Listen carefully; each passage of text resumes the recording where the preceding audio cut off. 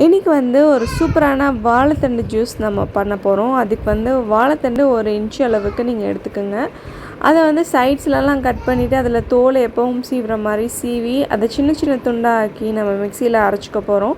இந்த வாழைத்தண்டு பார்த்திங்கன்னா கிட்னியில் உள்ள ஸ்டோனை கரைக்கிறதுக்கு உதவுது. அது மட்டும் இல்லாமல் டயபெட்டிஸ்க்கு ரொம்ப நல்லது. அப்புறம் sugar level, blood pressure level, cholesterol level எல்லாத்தையுமே கம்மி பண்ணுது. இது உடம்புல உள்ள நச்சுக்களை வெளியேற்றி நல்ல ஒரு சூப்பர் டிடாக்சிஃபையராக நமக்கு இருக்குது.